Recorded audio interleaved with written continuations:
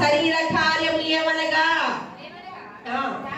జారత్వము, అపవిత్రత, కాముకత్వము, విగ్రహారాధన, అభిచారము, ద్వేషములు, కలహము, మత్సరములు, క్రోధములు, కక్షలు, భేదములు, అసూయలు, మత్తతలు, అల్లరితో కూడిన ఆట పాటలు దేవునికి స్తోత్రం. ఇదేంటంటే మేము పెద్దవారం అయిపోయాం కదా, మాకు కోపాలు ఎందుకు ఉంటాయి, మాకు అసూయలు ఎందుకు ఉంటాయి, మాకు కక్షలు ఎందుకు ఉంటాయి, మాకు భేదములు ఎందుకు ఉంటాయి, మేము యేసు క్రీస్తు రక్తంలో కడగబడినటువంటి వారము కదా.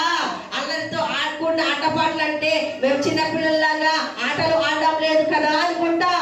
కానీ అల్లరితో కూడిన ఆటపాటలు అక్కడ కనిపిస్తాయి తెలుసా? మెచ్యూర్ ఫంక్షన్ దగ్గర మెచ్యూర్ అవుతారు చూడండి అక్కడ. తర్వాత మ్యారేజ్ అయిన తర్వాత ఫస్ట్ నైట్ దగ్గర, పెళ్లి కూతురు చేసే దగ్గర, ఇంకా ఆడ మగ తేడా ఉండదు. ఇవన్నీ కూడా దేవునికి అసహ్యమైనదే.